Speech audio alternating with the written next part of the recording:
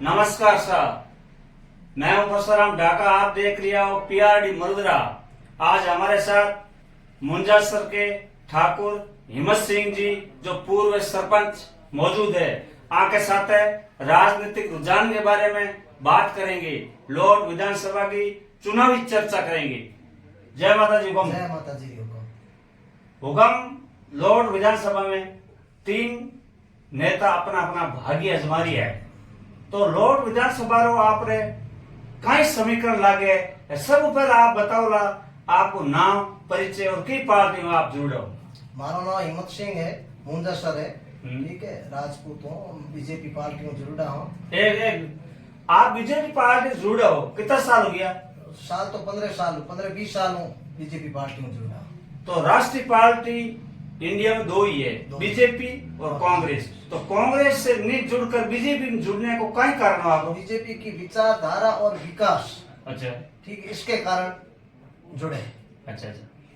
तो बात की जाए लोट विधानसभा री, लोट विधानसभा रे मायने आपके चेता चेहरा कौन है और लोट विधानसभा में राजनीतिक रुझान के बारे में क्या समीकरण, इसके बारे में आप बताइए। हमारे चहेते मतलब गजेंद्र सिंह जी खिंवसर है, उन्होंने विकास खूब करवाया था, ठीक है। पहले वो खिंवसर से शुरुआत एमएलए थे और मिनिस्टर थे। उस समय उन्होंने बिजली का इतना जाल बिछाया, ठीक है। अब वो बिजली का जाल 5 साल के अंदर त्राई हो गया, ठीक है। इसलिए जनता में और किसानों के अंदर भारी आक्रोश है, ठीक है। एक गजेंद्र सिंह खिंवसर जो 36 कौम के नेता है, ठीक है, कोई जातिवादी उनके पास कोई नहीं। 36 कौम का लोग जाते हैं और उनसे काम करवा के लाते हैं, किसी प्रकार का उसके साथ भेदभाव नहीं, ठीक। इसीलिए हम पसंद करते हैं उनको। बात की जाए लोट विधानसभा में कांग्रेस प्रेजेंट सरकार विकास की, तो आपके एरिया में मतलब मुंजासर मोरिया इस सर्किल में विकास के बारे में आपकी क्या भूमिका है? मेरी भूमिका ये है, पिछली जो भाजपा सरकार थी उस समय जो विकास हुआ, अभी जो विकास है वो शून्य के बराबर है। जैसे पहले अपने पानी के अंदर है तो बिजली 10 से 12 ट्यूबवेल खुदवाई मोरिया मुंजासर के अंदर गजेंद्र सिंह खिंवसर थे। अभी कांग्रेस सरकार ने 1 या 2 ट्यूबवेल करवाई होगी, 2-2, 3-3 जीएसएस बनवाए बिजली के तंत्र में, ठीक है। और विकास के अंदर तो उन्होंने बहुत, बीजेपी के सरकार में बहुत हुआ विकास, ठीक, हर जाति का हुआ, 36 कौम का हुआ है। जैसे मुसलमान भाइयों का सबसे ज्यादा विकास है, ठीक है, SC ST का विकास है, सब जाति का विकास हुआ है। तो हिम्मत सिंह जी एक बात की जाए तो वो पीएम की टंकी और मींग ने कहाँ गुड़ रहे? पीएम की टंकी है वो केंद्र सरकार की स्कीम है, मोदी जी की स्कीम है, घर घर अपने नल कनेक्शन, ठीक है, वो है। उसका श्रेय लेना चाहते थे विधायक मोदी, अच्छा, ठीक है। और वो अब विधायक मोदी जाने के बाद, ठीक है, केंद्र सरकार और भाजपा सरकार आने वाली है, ठीक है, वो घर घर करवाएंगी पीएम की टंकी, घर घर नल कनेक्शन करेंगे। अच्छा। अब बात की जाए सत्यनारायण बिश्नोई जो कांग्रेस के एक वरिष्ठ नेता थे 3 पीढ़ियों से वो कांग्रेस में थे। अब वो कांग्रेस से बागी होकर के आरएलपी से लोट विधानसभा में ताल ठोक दी है।